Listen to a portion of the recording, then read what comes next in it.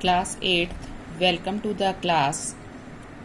आचार्य हजारी प्रसाद द्विवेदी जी लिखित कहानी प्यार का मंत्र हम पढ़ रहे थे। पिछली वीडियो में हमने यहाँ तक पढ़ा था कि कुमार नामक व्यक्ति एक गांव में रहता है जहाँ 30 सद्गृहस्थ लोग निवास करते हैं।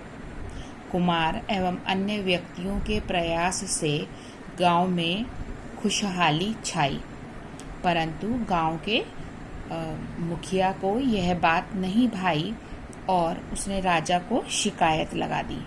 यहाँ तक हम पढ़ चुके हैं। उस शिकायत का क्या परिणाम हुआ, आगे इस कहानी को पढ़कर हम ये जानेंगे। बच्चों, हमको यहाँ से पढ़ना है।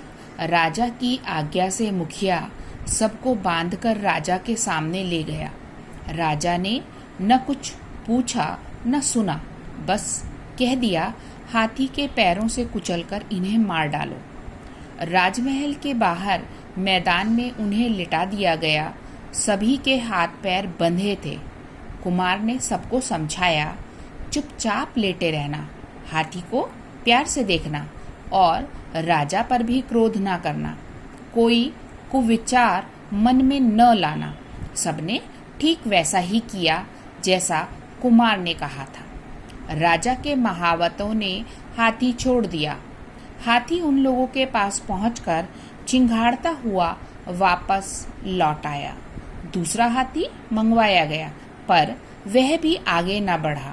तीसरा, चौथा और फिर बारी बारी से कई हाथी बुलाए गए।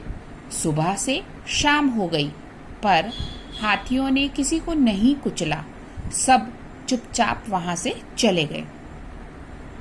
राजा ने कहा, जान पड़ता है इनके हाथ में कोई दवा है, जिसके कारण हाथी इनके पास नहीं जा रहे। ढूंढने पर उनके पास कुछ भी ना मिला। अब राजा ने कहा, ये जरूर कोई मंत्र तंत्र जानते हैं।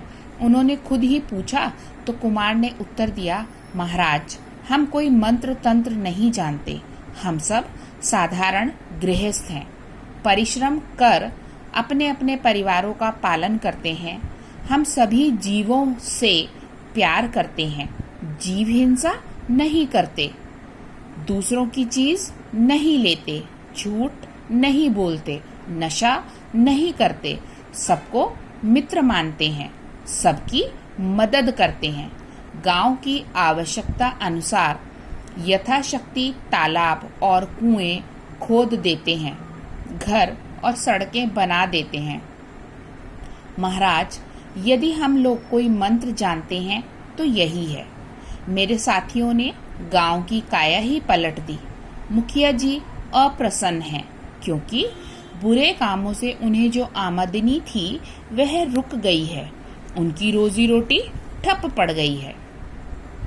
यहाँ तक बच्चों हमने पढ़ा और देखा कि जो कुमार नामक व्यक्ति है, जिसकी की शिकायत मुखिया राजा से करता है। राजा जी संभवतः मुखिया पर बहुत विश्वास करते थे। इसी वजह से उन्होंने ना कुछ पूछा न सुना, बस कह दिया, फरमान सुना दिया कि हाथी के पैरों से इन्हें कुचलकर मार डालो। परंतु ये सब लोग प्यार का मंत्र सीखे हुए लोग थे। कुमार के कहने पर इन्होंने ना तो कोई कुविचार मन में लाया और हाथियों को भी प्यार से देखा और राजा को भी प्यार से देखा। अब हाथी एक एक कर छोड़े गए, परंतु वे सब हाथी उनको कुचले बिना चलते चले गए। राजा ने गांव के विकास की बात सुनी तो मुखिया से पूछताछ की। उसी को दोषी पाया और उसे दंड दिया।